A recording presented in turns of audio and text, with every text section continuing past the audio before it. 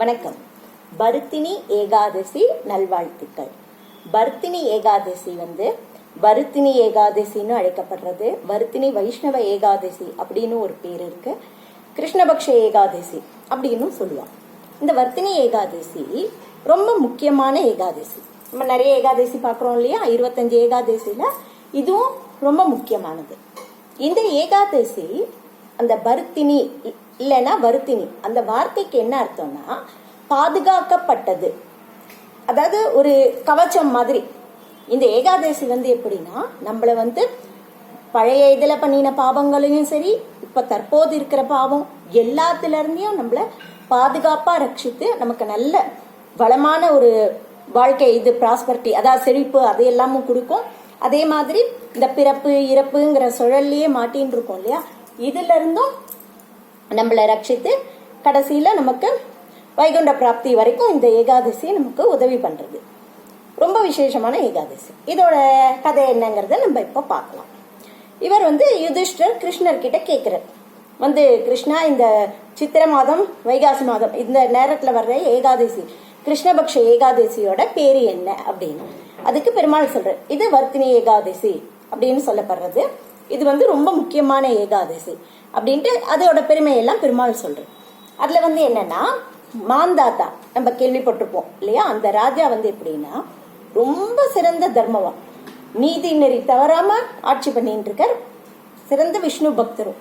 அவர் லோமச்ச முனிவர் சொல்லி ஒவ்வொரு ஏகாதசியும் விடாம இது பண்ணிட்டு இருக்கார். இந்த வர்த்தினி ஏகாதசியும் அவர் கடைபிடிச்சிருக்கார். இந்த வர்த்தினி ஏகாதசி கடைபிடிச்சதுக்கு முன்னாடி அப்பதான் அவர் வர்த்தினி ஏகாதசி முடிஞ்சிருக்கு. அந்த நேரத்துல என்ன ஆகுதுன்னா, அவர் காட்டுக்கு வேட்டையாட போயின்னு இருக்கு. அப்போ ஒரு காட்டு விலங்கு என்ன பண்ணிடுறது, அவர் காலை அப்படியே பிடிச்சு இது பண்ணிடுது, கடிக்க ஆரம்பிச்சிடுறது. இனிமேல் அவ்வளவுதான், நம்ம உயிர் பிழைக்க முடியாது அப்படிங்கிற இதுலயும் அவருக்கு என்னன்னா, அப்பவும் அவருக்கு பெருமாள் மேலதான் அவருக்கு ஞாபகம். உடனே கை கூப்பி, கிருஷ்ணா, நீ என்னை கூப்பிட்டு உன்னோட இதுக்கே இங்க ஆட்சி பண்ணினேன், இனிமேல் உன்னோட ராஜ்யத்துக்கே நான் வந்துடலாம் அப்படின்னு அவர் கை கூப்பிடுறது.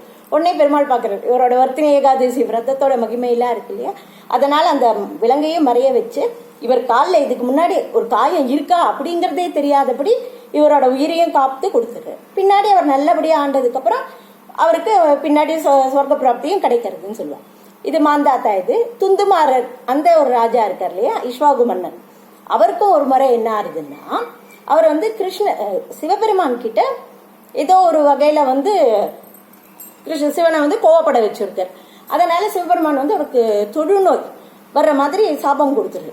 எப்படியும் ரொம்ப வருத்தப்பட்டு என்ன பண்றதுங்கிறச்ச அதே ஒரு முனிவரோட இது கேட்டு இதே மாதிரி வர்த்தினி ஏகாதசி விரதத்தை இருந்ததுனால அவரோட நோயிலிருந்து விடுபட்டு கடைசியில பெருமாளையே அடைஞ்சாருன்னு ஒரு கதையும் இருக்கு.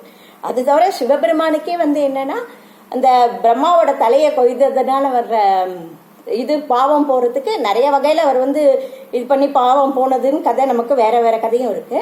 இவர் வர்த்தினி ஏகாதசி மூலமா அந்த பாபத்துல பிரம்மஹத்தி தோஷத்துல இருந்து விடுபட்டார் அப்படின்னு சொல்லுவாங்க. நம்ம ராமரும் வசிஷ்டர் சொல்லி இந்த வர்த்தினி ஏகாதசி விரதத்தை இருந்திருக்கார் அப்படின்னு நமக்கு சொல்லுவாங்க. அப்ப எவ்வளவு பெரிய ஏகாதசி நம்மளே பார்த்திருக்கலாம். இந்த ஏகாதசிக்கு என்னன்னா, துர்பாகியமான நிலைய மாத்தி நல்ல பாக்கியசாலியா மாத்தணும்.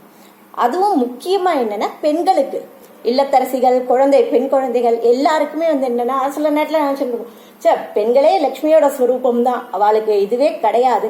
சில நேரங்கள்ல அது மாதிரி நமக்கே நினைப்படுத்து, ஐயோ நம்ம எது பண்ணாலும் சரியில்லைங்கிற மாதிரி சொல்லியிருப்போம். அது மாதிரி துர்பாக்கியமான இல்லத்தரசியை கூட நல்ல பாக்கியவதியா மாத்துறதுக்கு இந்த ஏகாதசி விரதம் ரொம்ப உதவுன்னு சொல்லியிருக்காங்க. சோ கண்டிப்பா நம்ம எல்லாரும் இதை மிஸ் பண்ணாம நம்ம பாக்கியமா ஆகிறதுக்கு ட்ரை பண்ணணும். அதோட முக்கியமா இப்ப என்னன்னா, அடுத்த நாளே 13 ஏகாதசினா 14 வருஷ பிறப்பாவும் இருக்கு. சோ இந்த ஏகாதசி விரதத்தை நம்ம ஃபாலோ பண்றது கரெக்டா சரியான வகையில இது பண்ணும்போது நமக்கு அடுத்து வர்ற வருஷம் ஃபுல்லாவே நல்ல செழிப்பு, நமக்கு பாக்கியம், எல்லா விதமான சுப இதுவும் செல்வ செழிப்பு எல்லாமே கிடைக்கும் நம்ம நம்பலாம். இந்த ஏகாதசியோட கதையை விட இதோட பலனா பெருமாள் சொல்லியிருக்கிறது தான் ரொம்ப ரொம்ப ரொம்ப அதிகம். என்னென்ன பலன் சொல்லியிருக்காருன்னா, பொதுவாவே குருக்ஷேத்திரம் இருக்கு இல்லையா, குருக்ஷேத்திரத்துல ஒரு சாதாரண ஒரு தானம் பண்ணினாலே நல்ல பெரிய பலன் உண்டுன்னு சொல்லலாம். இதுக்கு பெருமாள் என்ன சொல்லியிருக்காருன்னா, குருக்ஷேத்திரத்துல கிரகணத்து போது 40 கிலோ தங்கத்தை ஒருத்தர் தானம் பண்ணினா எவ்வளவு புண்ணியம் கிடைக்குமோ அதை விட இந்த வர்த்தினி ஏகாதசி விரதத்தை சரியான விதத்துல பண்றவாளுக்கு புண்ணிய பலன் கிடைக்கும்னு சொல்லியிருக்காரு. அப்புறம் 10,000 வருஷ காலம் ஒருத்தர் தவம் செஞ்சு இருந்தான்னா அப்ப என்ன தவத்தோட பலனும் அதுக்கு ஈக்குவல் இந்த வர்த்தினி ஏகாதசி விரதத்தை இருக்கிறதோட பலனும். அப்புறம் தானங்கள்ல நிறைய சொல்லியிருக்கா. குதிரை தானம், குதிரை தானம் சிறந்ததுதான். குதிரை தானத்தை விட யானையை தானமா பண்றது ரொம்ப சிறந்தது. யானை தானத்தை விட நிலத்தை தானமா பண்றது அதோட சிறந்ததுன்னு சொல்லுவாங்க. நிலம் தானம் பண்ண முடியலன்னா கூட எல்லை தானம் பண்ணினோம்னா அது அதோட சிறந்தது. எல் தானத்தை விட சொர்ண தானம் ரொம்ப சிறந்தது. சொர்ண தானத்தை விட அன்னதானம் அது ரொம்ப சிறந்ததுங்கிற. இந்த அன்னதானம் ஒண்ணுதான் என்னன்னா எல்லா மனுஷ தேவ பித்ரு அப்புறம் ஜீவராசிகள் எல்லாரையும் திருப்தி பண்றது. மத்த எதை நம்ம கொடுத்தாலும் போதும்னே சொல்ல தோணும். பணம் எதுனாலும் இன்னும் கொஞ்சம் வேணும் இன்னும் கொஞ்சம் வேணும் தான் எதிர்பார்க்க தோணும். ஆனா அன்னதானம் மட்டும்தான் ஒரு அளவுக்கு மேல எல்லாராலையும் திருப்தியா போதும் அப்படின்னு சொல்லுவோம். அந்த அளவு இந்த அன்னதானம் சிறந்ததுன்னு சொல்லுவோம். இந்த அன்னதானம் இது இப்படி ஒவ்வொரு தானமா நம்ம சொல்லிட்டு வர்றது.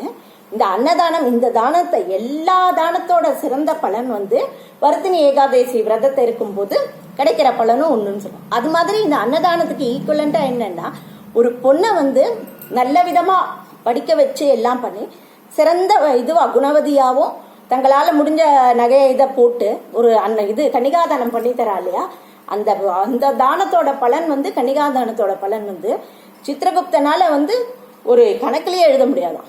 அது மாதிரி அதே பலன் இந்த வர்த்தினி ஏகாதசி விரதத்தை ஒருத்தர் இருந்தான்னா சித்திரகுப்தனால அவளுக்கு எவ்வளவு பலன் வந்திருக்குங்கிறதே எழுத முடியாதுங்கிறா. அந்த அளவுக்கு பலன் அப்படி சொல்றான். அப்புறம் இது படிப்பு ஒருத்தருக்கு ஞானத்தை அளிக்கிறதும் சிறந்ததுங்கிறா. இது மூணும் ஒரு ஈக்குவலண்டா சொல்லிடுறா. அன்னதானம், ஒரு கன்னிகாதானம், ஒரு இது ஞானத்தை கொடுக்கறது வித்யா தானம்னு சொல்லிக்கலாம். அது மாதிரி இந்த மூணுத்துக்கும் ஈக்குவலா என்ன பலன் இருக்கோ அது இந்த வர்த்தினி ஏகாதசி விரதத்தோட பலன்கிறான். ஸோ எல்லா தானத்தோட பலனை விட வர்த்தினி ஏகாதசி விரதம் இருக்கிறது இது. ஸோ அதனால நம்ம கண்டிப்பா அதை மிஸ் பண்ணாம எல்லாருமே இருக்கிறதுக்கு ட்ரை பண்ணும். இதோட இல்லாம இத விரதம் இருக்கிறதோட இல்லாம இந்த விரதத்தோட மகிமையை நம்ம சொல்றோம் இல்லையா, தான் சொல்லி அடுத்தவாளும் கேட்கிறவாளுக்கும் சொல்றவாளுக்கும் சரி கேட்கிறவாளுக்கும் சரி படிக்கிறவாளுக்கும் சரி அவளுக்கும் 1000 பசுமாடுகளை கண்ணுக்குட்டி அது பால் கறக்கிற பாத்திரம் எல்லாத்தோட சேர்த்து ஒருத்தர் தானம் கொடுத்தா எவ்வளவு பலன் வருதோ அந்த பலன் இந்த கதையை கேட்கிற எல்லாருக்கும் உண்டு. அதனால நம்ம எல்லாருமே 1000 பசுமாடை தானம் பண்ணினா பலனை அறியலாம். உங்களால எனக்கும் கிடைக்கிறது. எல்லாரும் கண்டிப்பா இந்த விரதத்தை மிஸ் பண்ணாம இருங்கோ. நமக்கு அடுத்த நாள் 14ஆம் தேதி கார்த்தால 8:31 விரதத்தை முடிச்சுடலாம். நன்றி, வணக்கம்.